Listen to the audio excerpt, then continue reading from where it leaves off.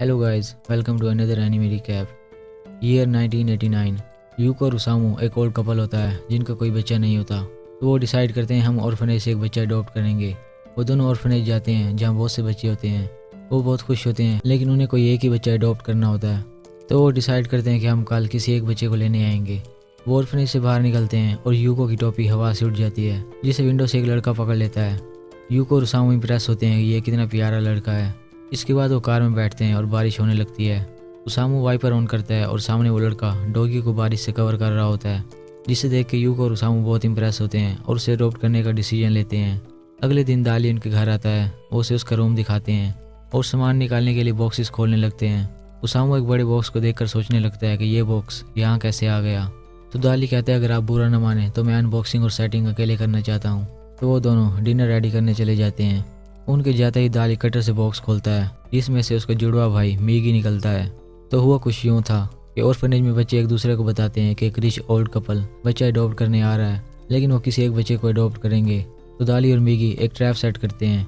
उसामू और यूको जैसे ऑर्फनेज से निकलते हैं, मीगी हुक यूज़ करते हुए यूको की टोपी खींच लेता है, जिसे दाली पकड़ लेता है। इसके बाद मीगी पाइप से उनकी कार पे पानी बरसाने लगता है और दाली एक फेक डॉग को छाते से कवर करता है, जिसे देख के ओल्ड कपल इंप्रेस होता है और दाली को अडॉप्ट कर लेता है। प्रेजेंट टाइम में वो दोनों सामान तेजी से सेट करने लगते हैं। उसामू दाली को डिनर के लिए बुलाने आता है और दाली सब कुछ सेट कर चुका होता है। इसके बाद वो डिनर करने लगते हैं। उसामू और दाली का पेट भर जाता है, लेकिन यूको कहती है कि मेरी स्पेशल डिश किसी ने टेस्ट नहीं की। मीगी छुप के टेबल के नीचे आ जाता है और दाली कहता है मैं ये डिश टेस्ट करना चाहता हूँ। उसामू और यूको प्लेट में खाना डालने लगते हैं। तभी दाली और मीगी आपस में स्विच करते हैं। मीगी सीट पे आ जाता है और दाली नीचे छुप जाता है। मीगी पेट भर के खाना खाता है और स्पेशल डिश की तारीफ करता है। यूको मीगी को कंगा करते हुए बताती है कि तुम्हारे बाल बहुत प्यारे हैं। बाद में दाली मीगी से कहता है कि बड़ा प्यार चल रहा था माँ बेटे के बीच। तो मीगी कहता है बको मत, मैं हमारे प्लान के लिए एक बेस क्रिएट कर रहा हूँ ताकि हमें अगला मूव लेने में आसानी हो। उसामू और यूको एक सस्पिशियस प्लानिंग करते हैं। अगले दिन वो दाली से कहते हैं कि हम बाहर कहीं जा रहे हैं। दाली कहता है मैं साथ आना चाहता हूँ। तो वो कहते हैं नहीं, हमें ज़रूरी काम है। तो दाली और मीगी अज्यूम करते हैं कि ये लोग कुछ छुपा रहे हैं।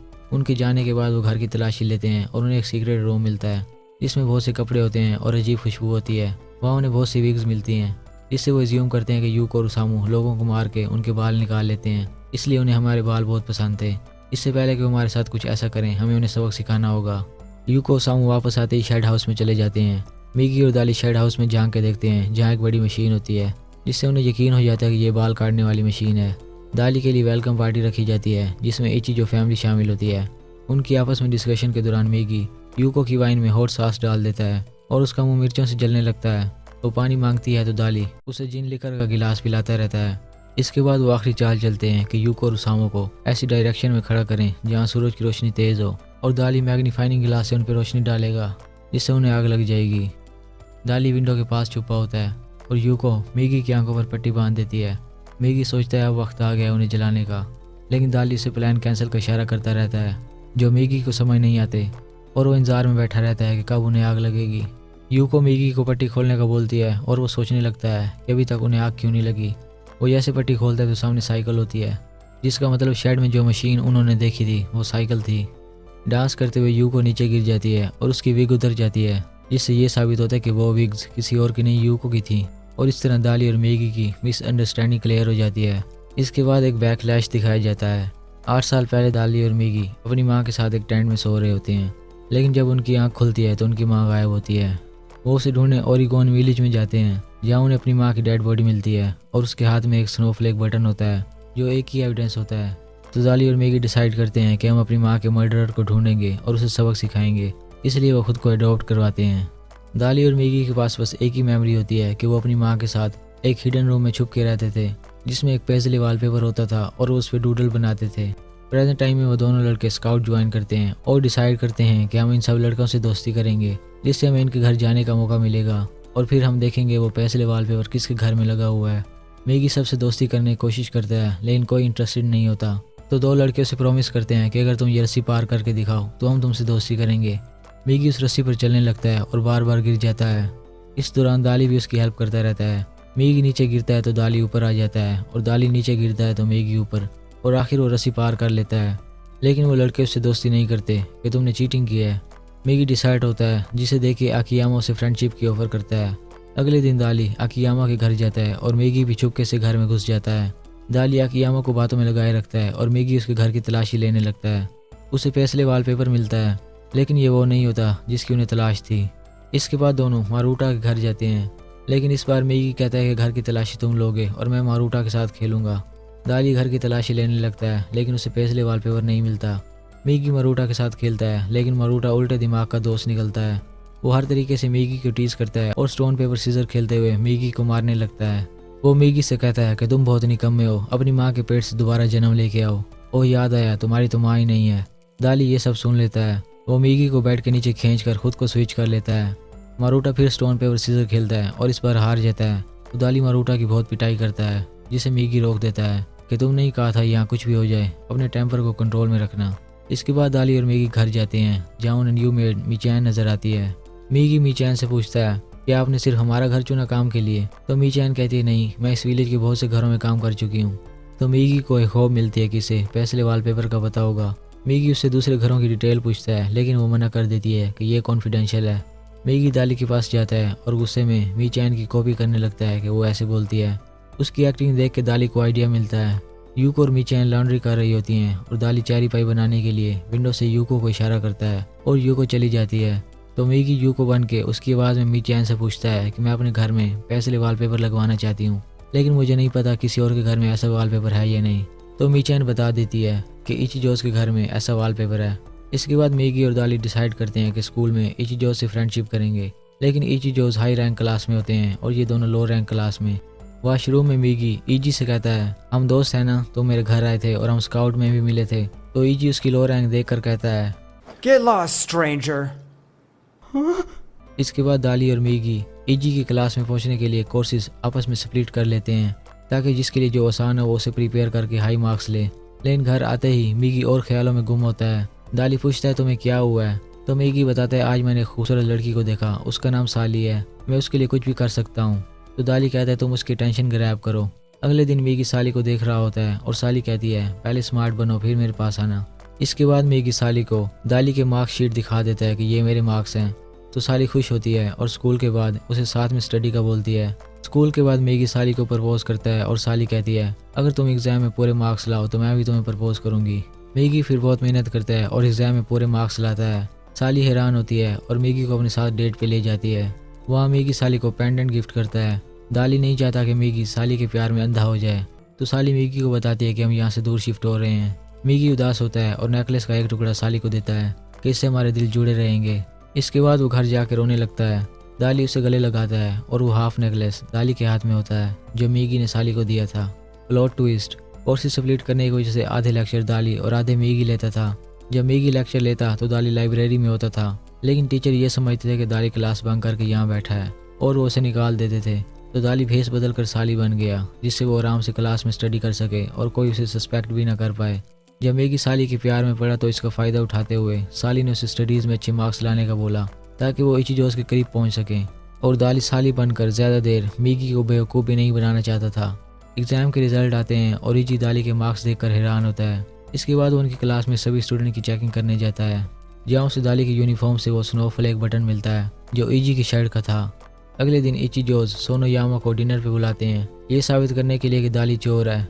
मीजी डाइनिंग टेबल पे होता है और दाली घर में पेस्ले वाल ढूंढने लगता है, लेकिन वो उसे नहीं मिलती। इजी मीजी को अपनी शर्ट दिखाते हुए पूछता है कि तुम इसे पहचानते हो या नहीं। मीजी उसके बटन देखता है और उसे कुछ याद आता है। वो अपनी शर्ट से बटन निकालने लगता है तो इजी कहता है अपने हाथ ऊपर करो, मुझे मालूम है तुमने वो बटन पहना है, उसे बाहर निकालो।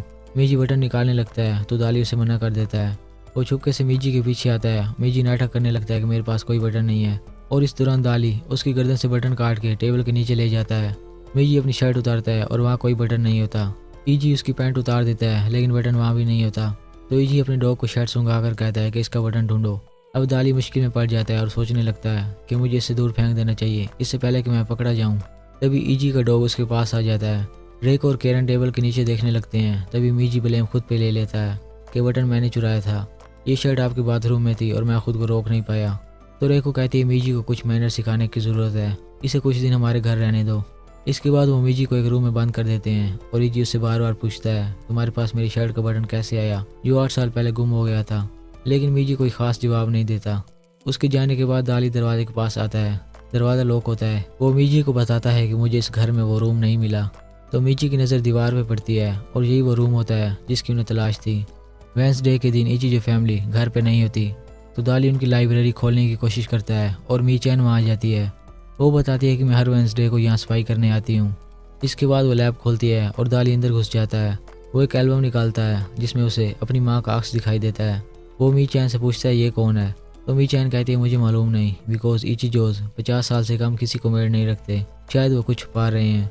वो दोनों घर की तलाशी लेने एक रूम में जाते हैं जहाँ एक पेंटिंग को रोटेट करने पर सीक्रेट रूम के लिए स्टेयर्स आ जाती हैं। वो ऊपर जाते हैं जहाँ पूरे विलेज का मिनी स्ट्रक्चर और उसमें रहने वाले हर शख्स की डोल होती है और बहुत से लोगों का डाटा, जिसका मेन इचिजोज विलेज पर नज़र रख रहे थे। तभी ऊपर कोई आने लगता है तो मीचैन दाली को बॉक्स में छुपा देती है। सब कुछ नॉर्मल होने के बाद दाली बाहर निकलता है लेकिन मीचैन गायब हो जाती है। मैगी अब भी रूम में बंद होता है और एको से कहती है कि एक अच्छा बच्चा बन के दिखाओ। तो रेको को इम्प्रेस करने के लिए मैगी बच्चों वाली एक्टिंग शुरू करता है। आखिर रेको उसकी एक्टिंग से इम्प्रेस होती है और उसे इजी और केरन के साथ डिनर करने ले जाती है। वो उसे बताती है कि आज तुम्हारी आखिरी रात है, कल से तुम अपने घर चले जाओगे। तो दाली और मैगी डिसाइड करते हैं कि अपनी माँ के मर्डरर को ढूंढने का हमारे पास यही मौका है। मैगी अपनी माँ का रूप धार लेता है और वो एज्यूम करते हैं कि अगर कोई इसे देख के भूत समझेगा मीन वही मर्डरर है। सबसे पहले वो अकीरा के पास जाते हैं जो उसे देखते ही मैट्री बुलाता है और उसे गले लगा लेता है। तो दाली और मैगी वहाँ से भाग जाते हैं और उन्हें कंफर्म हो जाता है कि अकीरा खूनी नहीं हो सकता और उसके रिएक्शन से लगता है कि मैट्री उसकी मिस्ट्रेस होगी। मीजी कहता है ये आदमी हमारा बाप, ऐसा नहीं हो सकता। इसके बाद वो रेको के रूम में जाते हैं। शुरू में रेको डर जाती है लेकिन फिर कैंची लेके उसे मारने आ जाती है। अकीरा वहाँ जाता है और कहता है कैंची रख दो। तो रेको कहती है मैं जानती हूँ तुम उसे छुपा रहे हो। तभी रेको कैंची में मैट्री को देख लेती है, उसे कैंची मारती है लेकिन मीजी और दाली बच जाते हैं। वो अपनी जान बचा के भागते हैं और आगे ईजी आ जाता है जो मैट्री को देखते ही पैंट गीली कर देता है और भूत कहते हुए भाग जाता है, जिससे ये साबित हो जाता है कि ईजी मर्डरर है। लेकिन वो दोनों हैरान होते हैं कि 5 साल का बच्चा मर्डर कैसे कर सकता है। अगले दिन वो दोनों अपने घर चले जाते हैं। इसके बाद वो दोनों डिसाइड करते हैं कि हम ईजी से मर्डर का मोटिव जान के रहेंगे। दाली मैगी से कहता है कि तुम स्कूल जाओ, मैं ईजी को देख लूँगा। स्कूल में साली ईजी को वॉशरूम में देख लेती है और ईजी उसके पीछे जाता है कि किसी को मत बताना। रास्ते में वो साली के बाल खींचता है और साली के हाथ से वो पेंडेंट गिर जाता है जो मैगी ने दिया था। इसके बाद साली कहती है कि मुझे अपने बचपन की पिक्चर्स दिखाओ। वो उसे पिक्चर देता है जिसमें साली नोटिस करती है कि एक पिक्चर में उसकी शर्ट का बटन है और अगले दिन बटन गायब है। साली उससे डिटेल पूछती है लेकिन ईजी कहता है मुझे नहीं मालूम। दूसरी ओर मैगी को स्कूल से वो पेंडेंट मिलता है और उसे पता चल जाता है कि साली आ गई है। वो उसे ढूंढने लगता है लेकिन किसी को साली का पता नहीं होता।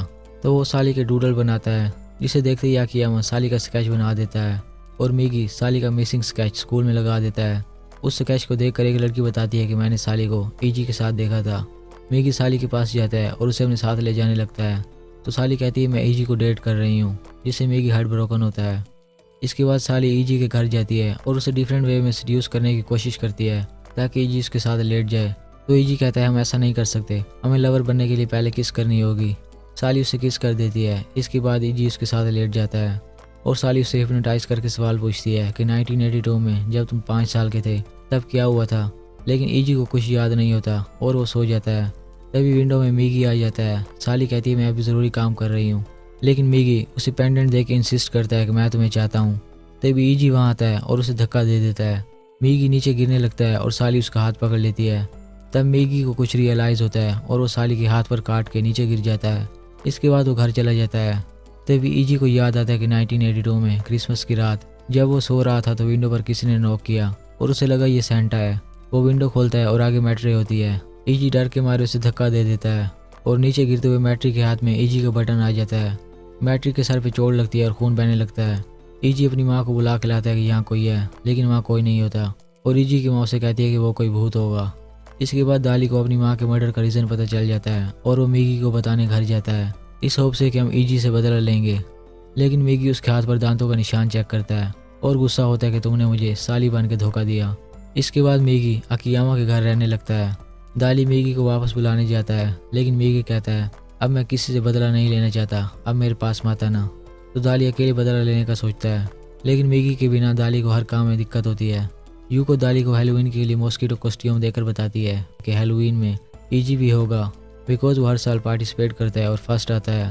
तो दाली डिसाइड करता है मैं हैलोवीन में ईजी को मारूंगा। हैलोवीन पर ईजी इस बार डिप्रेशन की वजह से नॉर्मल ड्रेस में होता है और फर्स्ट पोजीशन ऑलमोस्ट हारने वाला होता है। दाली सबके कान भरता है कि ईजी खुद को करेक्टरलेस शो करके करेक्टर में पूरा उतर गया है, जिससे सभी ईजी को अप्रिशिएट करते हैं और ईजी फर्स्ट पोजीशन हासिल कर लेता है। तो एज अ विनर ईजी को थ्रोन सीट पर बैठने का बोला जाता है। इस सीट पर दाली ने ट्रैप सेट किया था कि जैसे ईजी इस सीट पर बैठेगा ऊपर से पंपकिन इसके सर पे गिरेगा और ईजी मारा जाएगा, लेकिन ईजी फर्स्ट पोजीशन लेने से इनकार कर देता है। तो जजेस अकियामा और मीजी को फर्स्ट पोजीशन दे देते हैं। ईजी की जगह मीजी उस सीट पे बैठ जाता है। पंपकिन उसके सर पे गिरने लगता है और ईजी उसे बचाते हुए वो हिट अपने सर ले लेता है और बेहोश हो जाता है। अगले दिन अकियामा मीजी को बताता है कि ईजी हॉस्पिटल से वापस आ गया है। मीजी दाली को देखने घर जाता है, जहाँ दाली मीजी के लिए तड़प रहा होता है। इसके बाद मीजी पहली बार साली बन के ईजी से मिलने जाता है। साली ईजी से पूछती है कि तुमने मीजी को क्यों बचाया। तो ईजी कहता है मैंने एक औरत को विंडो से धक्का दिया था, उसका प्रायश्चित करने के लिए मैंने मीजी को बचाया। इसके बाद वो साली को सीक्रेट रूम में विलेज का स्ट्रक्चर दिखाता है कि वो औरत मेरी वजह से मारी गई और मेरी माँ रेको को शक था कि वो औरत इस विलेज में कहीं छुपी होगी या कोई उसे जानता होगा। तो रेको ने सब पर नज़र रखनी शुरू की। रेको एक हार्ड ब्रेड लिए साली को मारने में आ जाती है, बिकॉज साली को सब पता चल चुका था। तो ईजी अपनी माँ को पकड़कर साली को भागने का बोलता है। साली सीढ़ियों से नीचे उतरने लगती है। रेको उसके बाल पकड़ लेती है तो साली अपनी विग उतार देती है और मिगी वहाँ से भागकर केरन के रूम में छुप जाता है। रेको उसका दरवाज़ा खोलती है तो केरन कहती है मैं यहाँ अकेली खेल रही हूँ, मुझे डिस्टर्ब ना करो। रेको वहाँ से चली जाती है। फिर केरन मिगी को बताती है कि रेको हमारी असली माँ नहीं है, ईजी और मैं बस एक अच्छी फैमिली बनने का नाटक कर रहे हैं। रेको सोनोयामा के घर जाती है, जहाँ वो यूको और उसामू को बेहोश कर देती है। मिगी दाली को बचाने घर वापस आता है, जहाँ वो दाली को बंदा देखता है और रेको उसे भी पकड़ लेती है। अब रेको भी जान लेती है कि दो भाई एक सोलो कैरेक्टर प्ले कर रहे थे। वो उनसे पूछती है मैट्री कहाँ है। मिगी बताता है वो मर चुकी है। रेको कहती है मैं तुम में से किसी एक को मार दूंगी, बिकॉज सबको यही मालूम है तुम एक लड़के हो, कोई नहीं जानता तुम ट्विन हो, तो मुझे कोई पकड़ नहीं सकेगा। दाली कहता है मुझे मार दो, मिगी को जाने दो। तो रेको दाली का गला दबाने लगती है। तभी मीचैन वहाँ आ जाती है। रेको शौक होती है कि तुम जिंदा कैसे बच गई। मीचैन बताती है कि इसने मुझे जिंदा दफन कर दिया था, लेकिन कैरन ने मुझे बचा लिया। इसके बाद मीचैन रेको से लड़ते हुए नीचे पहुंच जाती है और डॉग रेको पर हमला कर देता है। मीचैन दाली और मिगी को विंडो से बाहर निकाल के ईजी के बारे कुछ बताने लगती है और रेको उसके गले में चाकू मार देती है। इसके बाद वो दोनों विलेज से बहुत दूर निकल जाते हैं। वो एक श्राइन में स्टे करते हैं। दाली कहता है अब से हम यहीं रहेंगे। मिगी कहता है मैं वापस जाना चाहता हूँ, इची जोस को एक्सपोज करना चाहता हूँ। दाली बाइसाइकिल पानी में फेंक देता है और फिर दोनों लड़ने लगते हैं। आखिर दाली मान जाता है और वो वापस विलेज चले जाते हैं। सोनोयामा हाउस में पुलिस इन्वेस्टिगेशन करने आ चुकी थी। उनके पास वो खून से भरा चाकू होता है और वो दाली को मर्डर सस्पेक्ट करते हैं। इसके बाद वो दोनों आकियामा और मरूटा से हेल्प मांगते हैं। दाली अभी खुद को रिवील नहीं करता। मरूटा इची जोस के घर के पास बल्ब को कवर अनकवर करके सिग्नल भेजता है, जिससे कैरन भी लाइट ऑन ऑफ करके जवाब देती है। तो मरूटा बताता है कि वो कह रही है रूम लॉक है, मैं बाहर नहीं जा सकती, सिर्फ विंडो ओपन कर सकती हूँ। इसके बाद वो अपने ट्री हाउस में अगला प्लान बनाने जाते हैं, जहाँ मरूटा कहता है कि हमें एक और शख्स की ज़रूरत है। तब दाली खुद को रिवील कर देता है और दोनों भाई बताते हैं कि हम एक बन के काम कर रहे हैं। इसके बाद आकियामा अपनी कस्ट्यूम पहन के पुलिस को डिस्ट्रैक्ट करता है, जबकि मरूटा मिगी और दाली के साथ रस्सी के जरिए इचिजोस हाउस में जाने की कोशिश करता है। मरूटा और मिगी अंदर पहुंच जाते हैं, लेकिन दाली की बारी रस्सी टूट जाती है तो मिगी रूम से छलांग लगा के वेट इवन कर देता है। फिर वो दोनों रूम में जाते हैं, जहाँ मरूटा और कैरन रोमांस करने वाले होते हैं, तो वो उन्हें रोक देते हैं। वो कैरन से कहते हैं कि तुम होस्टेज बनने की एक्टिंग करो ताकि हम रेको को ब्लैकमेल करके सच उगलवाएं, लेकिन वो बताती है कि रेको के लिए ईजी ज़्यादा इंपॉर्टेंट है, मैं नहीं। वो उनसे कहती है तुम अपने प्लान से इस घर में तबाही लाओ, मैं तुम्हारी हेल्प करूँगी। इसके बाद मरूटा और वो रोमांस कर ही लेते हैं। वो रोने का नाटक करती है, जिससे अकीरा रूम का दरवाज़ा खोल के अंदर आता है और ये तीनों छुप के रूम से निकल जाते हैं। वो ईजी को किडनैप करने का प्लान बनाते हैं कि हम दो ईजी को किडनैप करेंगे। मरूटा छुप के नॉइस क्रिएट करेगा, जिससे रेको जाग जाएगी। फिर हम रेको को ब्लैकमेल करेंगे कि हमें सब सच बताओ, वरना हम ईजी को मार देंगे। तो रेको अपना जुर्म कन्फेस करेगी और मरूटा इस सब सिनेरियो की फुटेज बनाएगा। इसके बाद वो सीक्रेट रूम में जाते हैं, जहाँ ईजी बच्चों जैसी एक्टिंग कर रहा होता है। वो उसे उठा के ले जाने लगते हैं और मरूटा नॉइस क्रिएट करके छुपने के लिए रेडी होता है। तभी उसके पास कुत्ता आ जाता है और मरूटा डर के मारे नॉइस क्रिएट कर देता है, जिससे रेको जाग जाती है और ईजी को ढूंढने आ जाती है। वो इन तीनों को ईजी के साथ देख लेती है और मीजी ईजी की गर्दन पे चाकू रख देता है कि हमें सब सच बताओ। तो वो कहती है ठीक है, मैं तुम्हें मैट्री की स्टोरी बताती हूँ, जो रियल लाइफ डेविल थी। मैट्री एज अ मेड ईची जोस के पास काम करती थी और उसकी ख्वाहिश थी कि वो भी रेको की तरह परफेक्ट बने, बिकॉज हर कोई रेको को परफेक्ट कंसीडर करता था। लेकिन एक दिन डॉक्टर रेको से कहता है कि तुम कभी माँ नहीं बन पाओगी। तो रेको की परफेक्ट फैमिली का ख्वाब टूट जाता है। फिर वो मैट्री को अपने हस्बैंड के साथ सोने के लिए कन्विंस करती है कि तुम बच्चे पैदा करो जिन्हें मैं गोद ले लूँगी, और मैट्री मजबूरन अकीरा के साथ सो जाती है। एक रात अकीरा मैट्री से चिमट जाता है। वो बताता है कि मैं जानता हूँ तुम मेरे साथ सोई थी। रेको ये सब देख रही होती है। मैट्री कहती है तुम्हारी एक परफेक्ट बीवी है, लेकिन अकीरा कहता है मुझे परफेक्ट बीवी नहीं चाहिए, मैं तुम्हें चाहता हूँ। तो रेको गुस्सा होती है और बदला लेने का सोच लेती है। प्रेजेंट टाइम में रेको उन तीनों को बताती है कि यही स्टोरी थी। अकीरा के 2 बच्चे हुए, फिर वो हमारे घर से भाग गई, फिर मैं भी प्रेग्नेंट हो गई और मेरे भी 2 बच्चे हुए। लेकिन मीगी और दाली नहीं मानते बिकॉज डॉक्टर ने कहा था तुम्हारे बच्चे नहीं हो सकते। रेको किसी इंसेक्ट की तरह दीवार पर चढ़ के ऊपर आ जाती है। वो मारूटा का कैमरा छीन के फेंक देती है। मीगी उसे चाकू से डराने की कोशिश करता है, लेकिन वो चाकू खींच के फेंक देती है और ईजी को अपने पास बुलाती है। ईजी को उसमें मैट्री का शैडो दिखता है और वो उसे धक्का दे देता है, जिससे रेको नीचे गिर जाती है। फिर ईजी को सब याद आ जाता है कि मैट्री उसे क्या कह रही थी। वो बताता है कि मैट्री ने कहा था अपने 2 भाइयों के पास लौट आओ, वो मुझे लेने आई थी। मीन मैं तुम्हारा भाई हूँ। वो कहता है कि सीन कुछ ऐसा हुआ होगा कि मैट्री के 3 बेटे पैदा हुए, जिसमें से एक को रेको उठा के ले गई, इसलिए मैट्री मुझे वापस लेने आई थी। वो उनसे पूछता है मेरी माँ कहाँ है। तो दाली कहता है तुमने उसे मार दिया था, तुम हमारे भाई नहीं हो सकते, तुम अपनी माँ की फिक्र करो। तो ईजी डिसहर्ट हो जाता है और रेको के पास चला जाता है। वो उसे उठा के अंदर ले जाता है कि हम सब दोबारा से स्टार्ट करेंगे। मीजी दाली से कहता है कि मोम ने उसे अपने साथ आने का बोला था। तो दाली लड़ने लगता है कि वो हमारा भाई नहीं है। अकीरा वहाँ जाता है कि तुम लोग इतनी रात को मेरे घर क्या कर रहे हो, मुझे तुम्हारे पेरेंट्स को बुलाना पड़ेगा। तो मारूटा कहता है Father, excuse my manners. I am Karen's official boyfriend.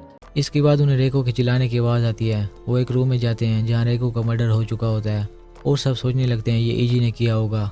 तभी कैरन कहती है रुको जरा, सबर करो। वो रेको की आंख में उंगली डालने लगती है और रेको भाग के रूम से बाहर निकल जाती है और रूम को लॉक कर देती है।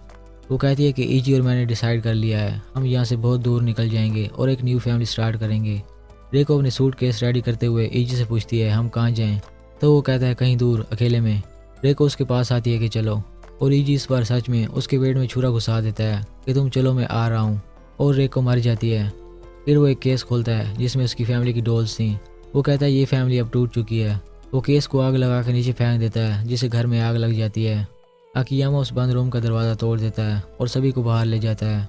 वो बताता है कि ईजी अभी तक अंदर है, मैंने उसे उसकी माँ के साथ देखा था। तो दाली उसे बचाने अंदर जाता है। ईजी अपनी मरी हुई माँ के साथ बेड पर लेटा होता है और उससे बहुत सी बातें करता है, लेकिन दाली उसकी स्वीट डेथ को इंटरप्ट कर देता है। ईजी कहता है अब ये मत कहना कि तुम मुझे फैमिली बनाना चाहते हो। मीजी भी वहाँ आ जाता है। दाली ईजी का हाथ पकड़ के उसे साथ ले जाने लगता है और ईजी अपना हाथ छुड़ाता है, जिससे दाली बैलेंस मेंटेन नहीं कर पाता और नीचे गिर जाता है। तो मीजी ईजी को धक्का देते हुए नीचे गिर जाता है। इसके बाद वो तीनों घर से बाहर निकल आते हैं। मीजी ईजी से कहता है कि तुम भी हमारे साथ सोनोयामा के घर रहने आ जाओ, लेकिन ईजी मना कर देता है।